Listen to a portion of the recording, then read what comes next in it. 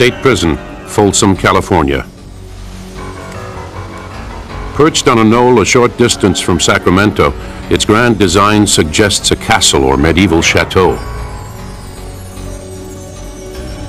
But behind these ornate walls is a 120-year legacy of executions, escape, and bloody violence. One of the years we had over 280 stabbings in the institution, over 400 rounds fired in 1 year. A normal day would be 3 or 4 or 5 getting stabbed. A bloody day is when you can look from the armory out to Larkin Hall here and see ambulances lined up all the way from the east gate through the entrance gate to Larkin Hall. That's a bloody day. Over time, Folsom has housed hundreds of grim characters like Jake the Human Tiger Oppenheimer, who murdered his way through the cell blocks. But Folsom's most notorious inmate was mass murderer Charles Manson. I saw it through Charlie's game, so I suggested to Charlie that he never come within my arm's reach of the bars. I said, because Charlie, if I ever catch you, I'll pull you through.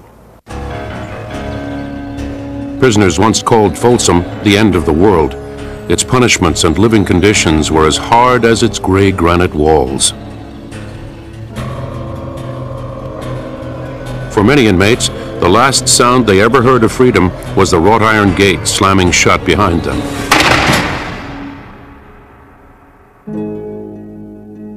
Folsom was the second prison to be built in California. It was conceived in 1858 as the answer to the problems occurring at the state's first prison, San Quentin. After only 6 years in operation, that institution had become overcrowded and corrupt. The site chosen for the new prison offered a vast deposit of granite which could be quarried to construct solid, escape-proof cell blocks. The plans came from prominent Sacramento architect A.A. Bennett, who later designed the California State Capitol building. From the beginning, Folsom was envisioned as a place where prisoners would work for the benefit of the state. Hard physical labor was a part of the concept of punishment in vogue in 19th century America. It was believed that such work would both punish and regenerate criminals serving time. And so, in 1873, prisoners from San Quentin were brought to Folsom under guard and made to cut and quarry the rock to build the new prison.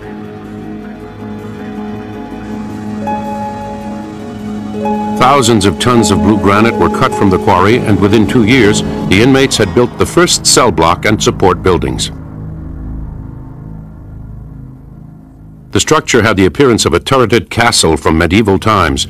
This was intended to encourage a spiritually uplifting and transcendent religious transformation for those sentenced to do their time here. On July 26, 1880, Folsom recorded its first prisoners. Inmate number 1 was a Chinese immigrant convicted of assault with a deadly weapon. He came to Folsom along with 44 other Chinese prisoners. Most were soldiers in the Tong Wars, an ongoing conflict between Chinese organized crime rings that centered in nearby San Francisco. The population at Folsom eventually grew to include Caucasian and African American inmates. There were even a small number of women convicts who were housed separately in the warden's quarters. But the treatment of Chinese inmates at Folsom was typically the worst.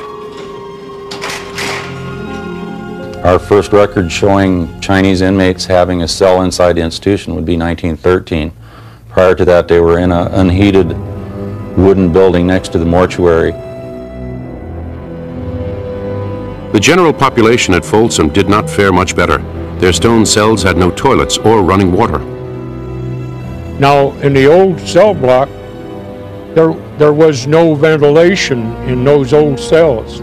There was buckets in there where you had to go in and a bucket to drink out of, and it was a stinkingest damned old place in the world to work, worse than a stable.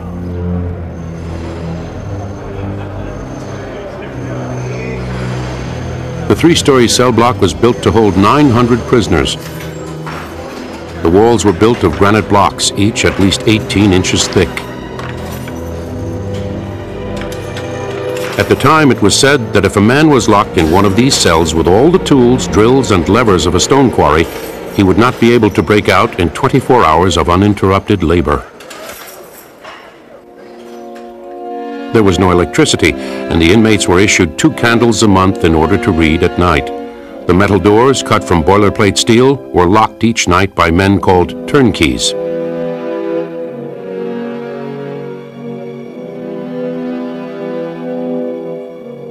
For the first 40 years of its operation, Folsom was one of the few prisons in the United States without an outer wall. Funds from the state had run out before it could be built. A line around the perimeter was guarded by 6 gun towers, manned around the clock by sharpshooters with rifles and Gatling guns. Prior to the walls, they had a deadline, and if a convict went over that line, he was shot, and they knew that. And they had visual deadlines everywhere. That's what kept them in prior to the walls. Prison uniforms were striped so that inmates could be easily spotted from the gun towers. The uniform also signified an inmate's status as a prisoner. If a convict had all horizontal stripes, he was a bottom of the ladder inmate. He had no rights or no privileges other than to get up and work 12 hours every day in the quarries or in the fields. If the inmate had vertical stripes on his pants and horizontal stripes on his shirt, he was a convict boss.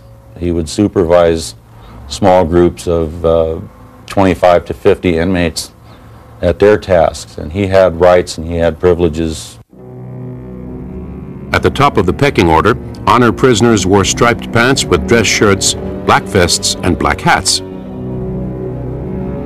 At mealtime, these inmates ate the same food as the staff, including beef, chicken, and lamb. But the lowest prisoners sat at the bean table. They got their choice of beans from the top of the bucket or from the bottom. They ate from plates that were permanently nailed to the table. When they were done eating, the plates were cleaned on top of the tables. They'd throw large buckets of water on them, scrub them with the street broom, and throw another bucket of water on it, and that was the sanitation for the day.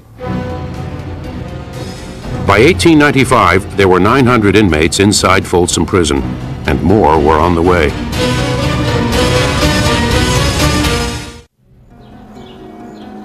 The new state prison in Folsom, California, took pride in its innovations.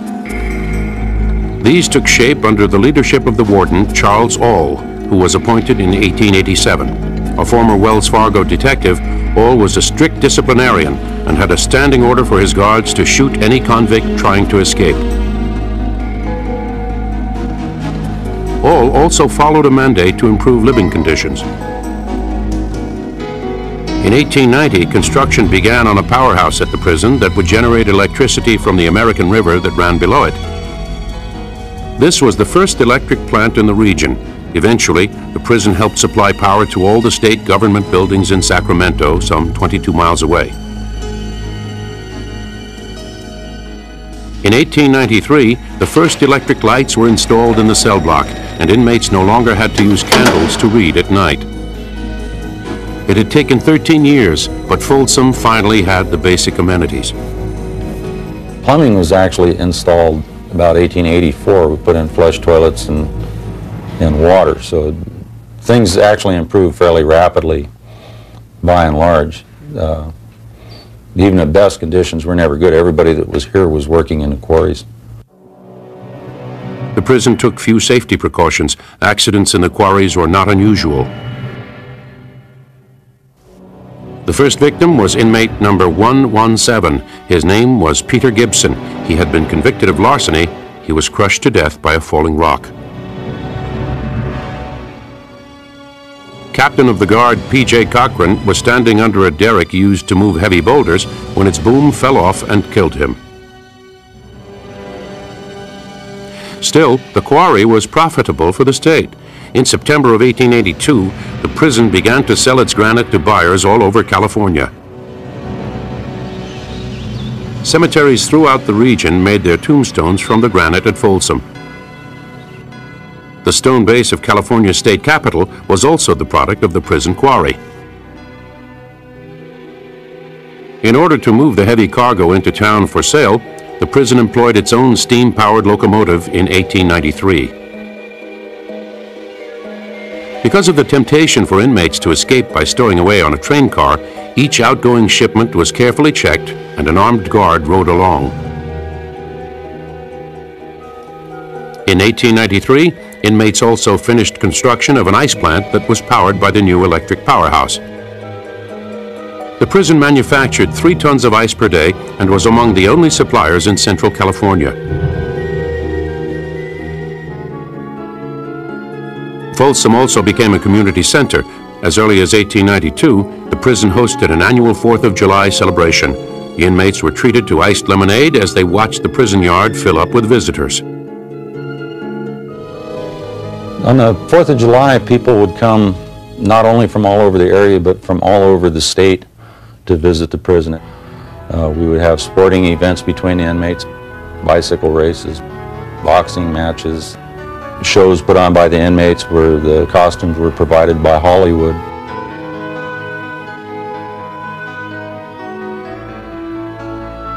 The convicts used to put on some of the doggone shows. They'd dress up in women's clothes and makeup, and there was one old fella used to eat razor blades and tacks and glass and stuff. The tradition of entertainment continued into the 20th century. In 1939, convicts and spectators in the main yard cheered as tennis champion Bobby Riggs played an exhibition match hosted by the prison. 34 years before he lost to Billie Jean King, Riggs won against the challenger Eddie Alou.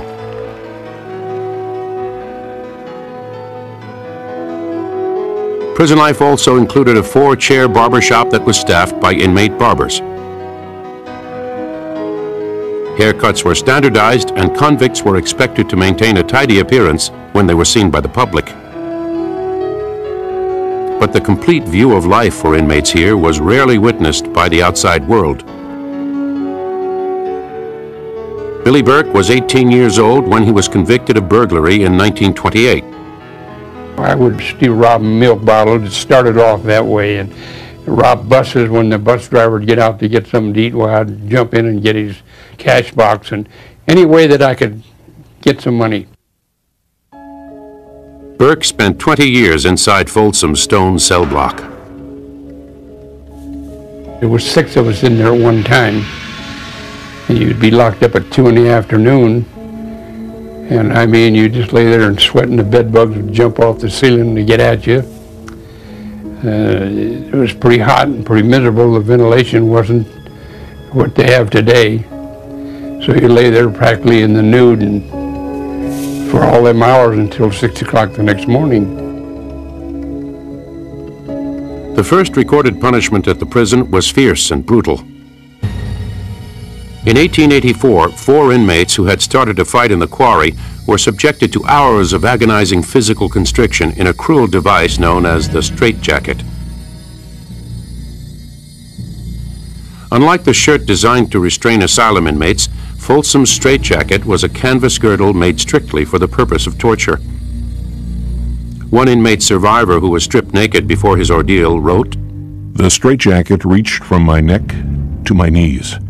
The guard laced it up my back with a soft rope. I remember distinctly now that my fingers and hands were tingling, numb, dead before he finished lacing me up. I got to a stage where I couldn't breathe. It seemed that knives were penetrating my lungs. It got to a certain pitch that I didn't think one could suffer so much."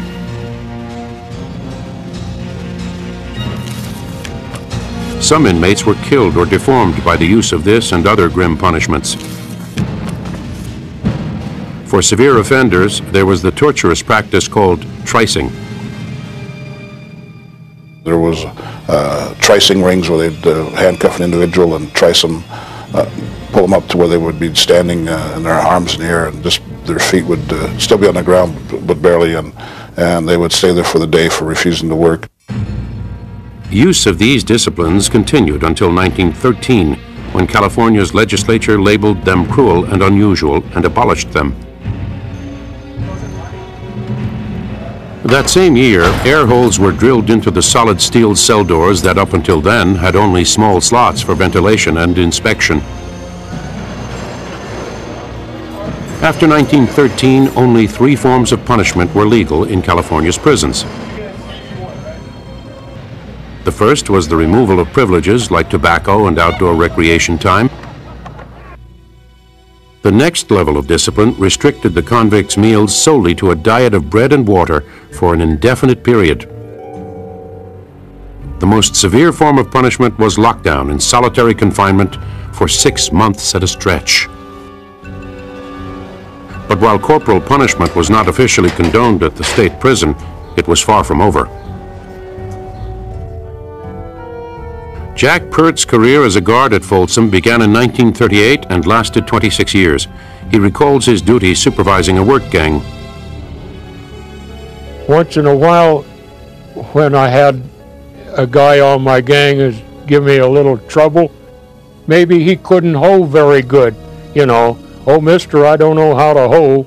Well, I'd have an old con boss that was the toughest guy on my gang. I'd say, this fella don't know how to hoe, you know. And he'd say, hey, boss, look over there. Pow, I'd hit that guy on the eye. And I'd say, do you know how to hoe, son? He said, I'm a hoeing son of a bitch, sir. Violence and even murder were a fact of life at Folsom from its earliest days. To deal with the worst offenders, the prison stood ready to impose the ultimate punishment, the death penalty.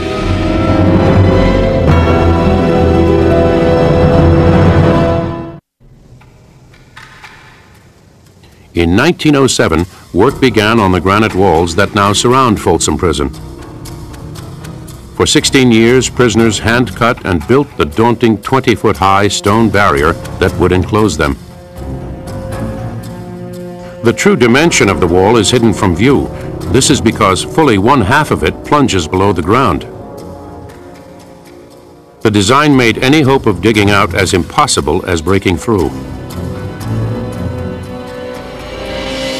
To discourage climbing over the wall, the prison treated its inmates to a Saturday afternoon tradition known as testing the guns.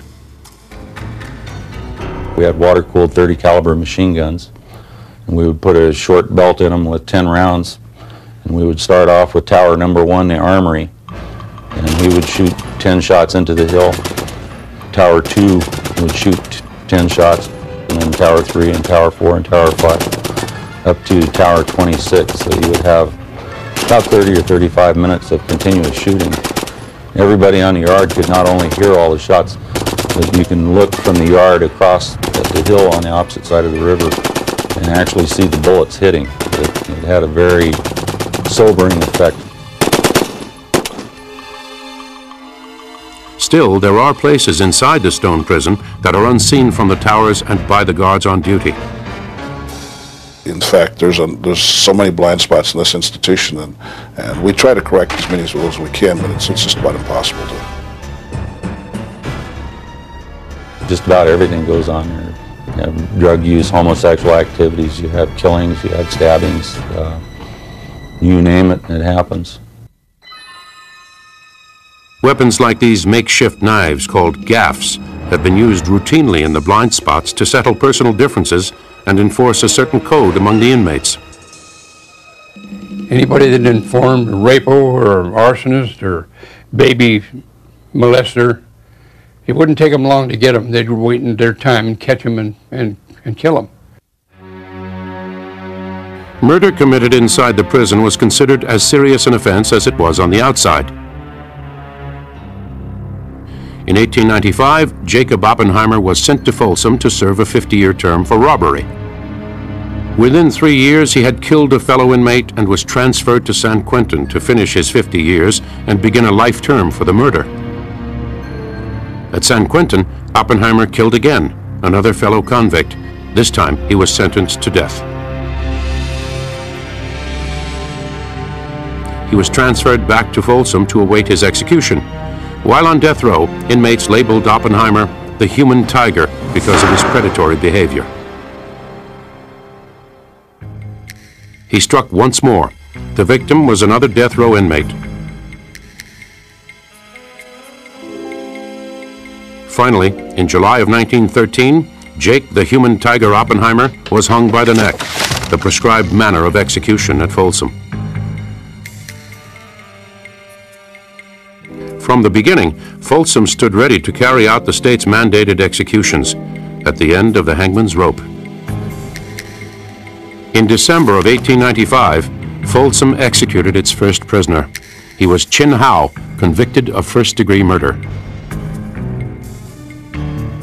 In all, there were 93 hangings at Folsom Prison from 1895 until 1937. Death Row was a group of stone dungeons isolated from the main facility.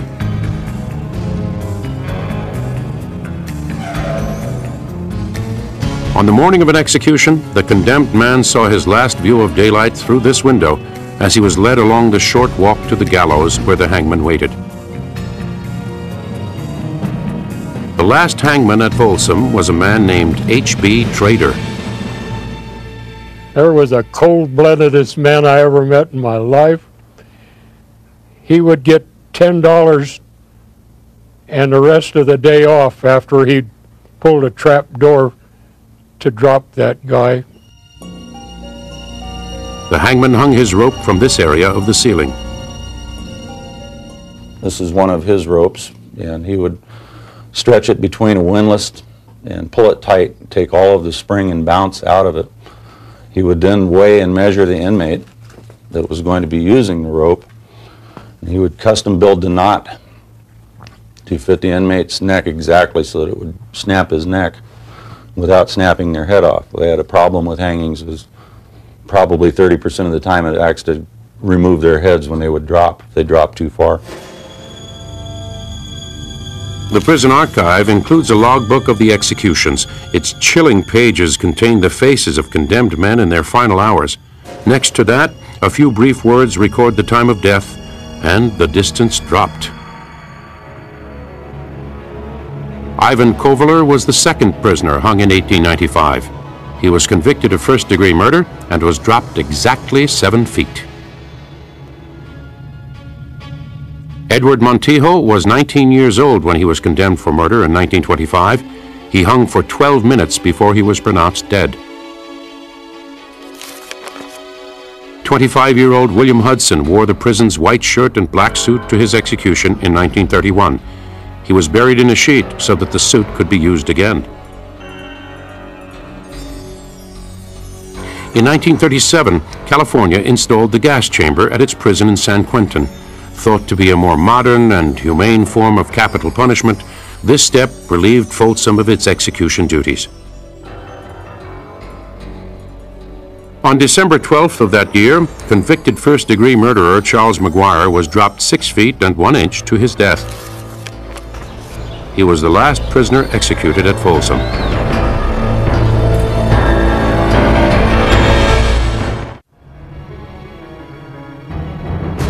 In 1916, Folsom Prison completed a monumental addition to its sprawling layout.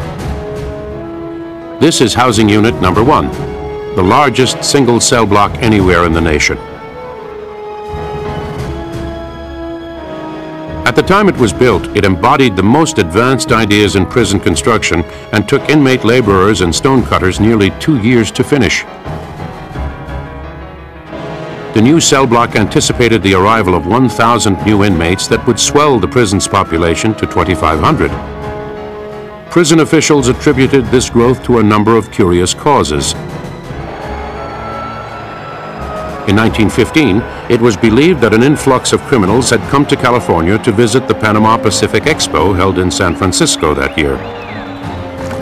In 1920, with the creation of prohibition laws, a new class of criminal was born, the bootlegger. Alcohol offenses and violations of Congress's new Drug Act added to the alarming increase of prisoners brought to Folsom. The end of World War I saw another expansion in the prison's population. This was attributed to the homecoming soldiers who had returned to a poor economy and a lack of gainful employment.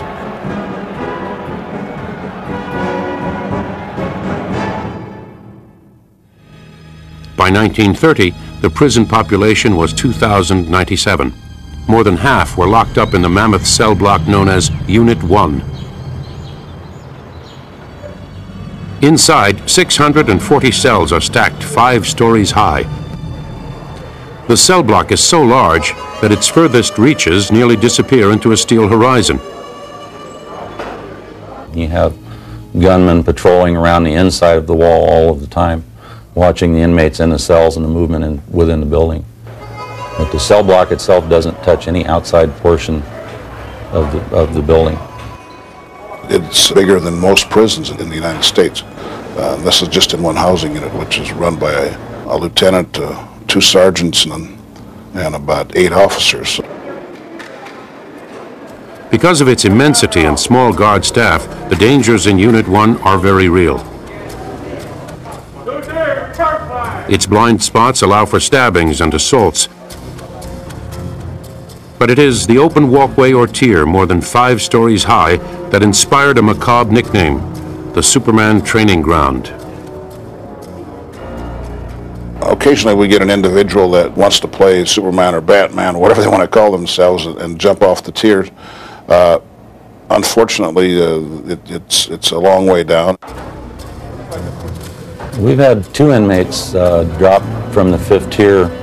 In each case, they hung over the rail like a kid at the playground by their knees and then just let go. And they scream all the way to the floor, and that's generally the end of them. While suicide provided an escape for some, it is the history of breakouts that have earned Folsom Prison its bloody legacy. The earliest attempt occurred in 1893 at the Granite Quarry. 5 convicts, led by train robber George Sontag, were armed with smuggled firearms that had been hidden among the rocks. Sontag and his accomplices opened fire on the guards posted above and tried to run. What followed was the murderous fire of Folsom's Gatling guns. When the smoke cleared, the entire group lay dead or wounded. The escape ended exactly where it had begun. September 19, 1937 marked another violent breakout attempt. Prison records call this day Bloody Sunday. It began as inmates lined up outside the officers' building, waiting to see Guard Captain William Ryan and the warden, Clarence Larkin. Armed with knives, 10 convicts rushed into the inner office. They took Warden Larkin hostage, Captain Ryan hostage, and they then took them out in front of the captain's office. And the inmates ordered Warden Larkin to order the guards to throw down the guns and the keys to the gate. Instead, the warden instructed his staff to stop the escape even at the cost of the hostages. And when Larkin gave the order, the guard stepped out in front with 30-06 and just started shooting inmates. Inmate Billy Burke was on the yard that Sunday morning. The first shot, if I remember right, come from a fellow down by the commissary gate. And he got one of the guys, killed him right. And then the cons started running their knives in the warden and Bill Ryan. So all of us guys on the line just turned around and vamoose back to the yard. And then the towers all began shooting, and these cons are just running around chasing anybody. The guards rushed in. It was a regular slaughterhouse there. 2 inmates were instantly killed. 5 dropped wounded. The rest were severely beaten with clubs. Warden Larkin died from a combination of knife wounds and strangulation. Captain Ryan was near death for a week, but lived. The 5 surviving inmates responsible for the warden's death were found guilty of murder. They became the first to be executed in the new gas chamber at San Quentin. The only successful breakouts involved cunning rather than violence. In 1930, Billy Burke himself escaped. He left a dummy on his bunk and hid in the prison morgue. When night fell, he made his break. I cut the screen, and made a terrific racket, and I froze, you know. You're scared of everything when you're going through that. And I crawled out the window, and I started crawling across the yard and crept by this guard tower, and there was a dog there that belonged to one of the cons, and he raised hell, but evidently the guard didn't think too much about it. So I got by that, went, and I slid down a cliff and lit in the lower yard on some railroad tracks. And then I slipped into the canal. Burke made it all the way to Philadelphia, where he was arrested for burglary and sent back to Folsom. In 1987, the prison saw its last successful escape. Glenn Stewart Godwin was serving 25 years to life for murder. He had an accomplice who would come up the river in scuba-type gear and got to an area that was somewhat of a blind spot where there was a lot of vegetation and very poor lighting. It was a major storm drain. He cut through that, cut through a number of other gates, and was able to come up to an area where there's a manhole cover that's padlocked, and was able to cut that padlock. Godwin got a work assignment that brought him close to the manhole cover. So then Godwin was able to just slip right back down the hole, go right out the storm drain, get in a life raft, and disappear without being observed by anybody. By changing his appearance and using aliases, it is believed that Godwin has traveled through Mexico and on to Central America. Today he is still at large, his whereabouts unknown.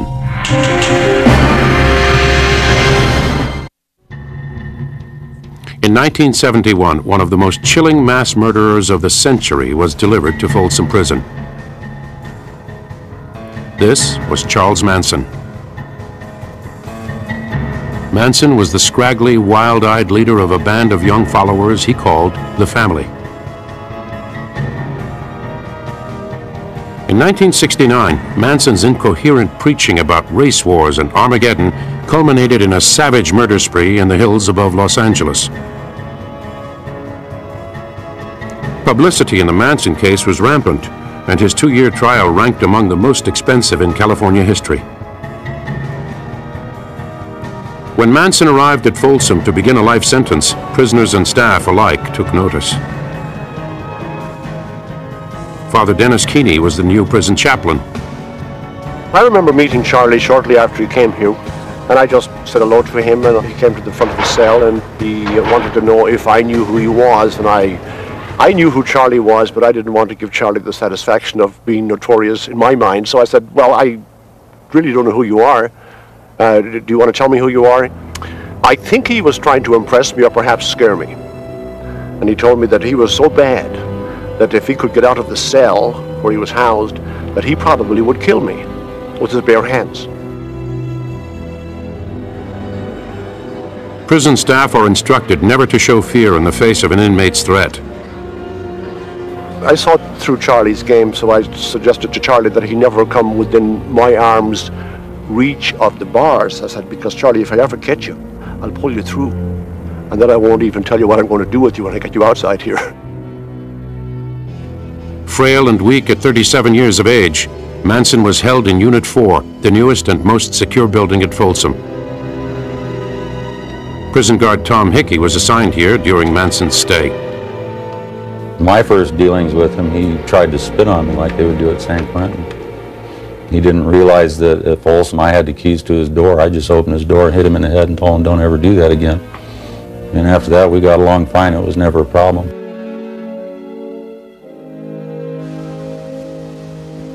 In 1993, Folsom Prison was changed from maximum to medium security. Manson was transferred to Corcoran State Penitentiary to serve out the rest of his life sentence.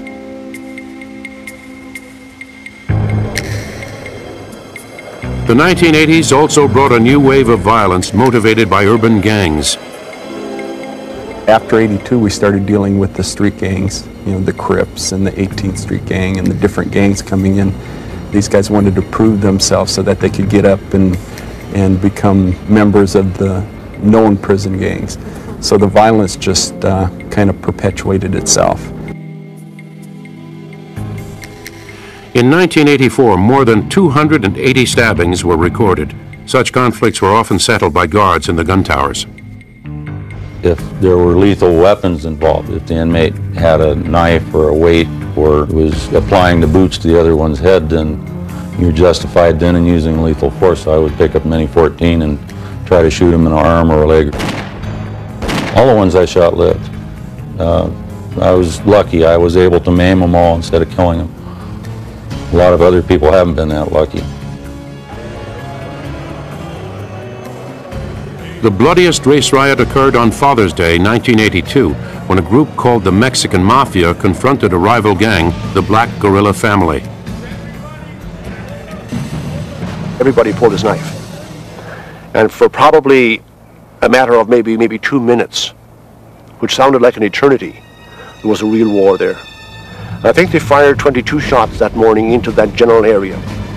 And I was standing in the chapel door, and I just saw this Mexican inmate sitting on a rail, and then I just saw him just tumble off. He got shot right through the heart, and he just hit the grass, and he quivered, and he was dead. Like many other prisons, Folsom continues to struggle to find ways to rehabilitate inmates. Well, there's no such a thing. The convicts will tell you that. They used to always tell me, Jack, when I'm tired of making you a job, I'll just quit stealing or I'll just quit messing up. That's definition of rehabilitation. No such a thing. Still, there has been much change at the prison. The mess hall, once an unsavory place where inmates were forced to eat a diet of beans from dirty plates, is now a modern cafeteria. Inmates are served meals planned by a dietitian and sit 4 to a table to minimize the potential for hostility. Still, most of the cell blocks are at least 100 years old, and prisoners are expected to live as part of an ongoing process of retrofitting. Many await the chance to work in prison factories. The pay rates run up to as high as 55 to even some cases with bonus 80 cents an hour. We have a manufacturing plant up here where we manufacture all the license plates for the state of California, and I believe since 1942, every license plate that's been made for any vehicle, car, truck, motorcycle, or whatever the case might be, has been made right here at Folsom Prison. But not all the changes have been for the better. When the prison opened in 1880, each inmate cost the state $150 per year. By 1997, that cost was $30,000. When I came to work here, this was a self-sufficient prison. We spent less than $200 a year on things other than staff wages. We provided all of our own meat, poultry, vegetables, pork, lambs. We had canneries, we had an orchard, we had a dairy. We not only provided it for our prison, but we also sent it to the other prisons in the state. We've gone from being totally self-sufficient to totally taxpayer dependent.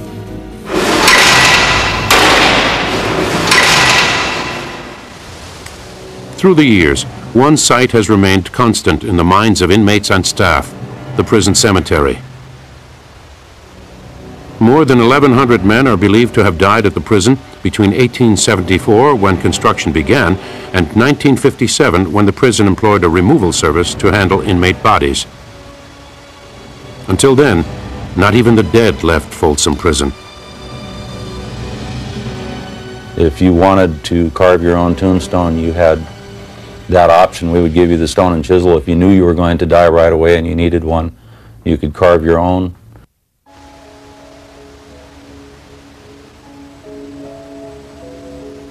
Most of the men who were hanged at Folsom are buried here.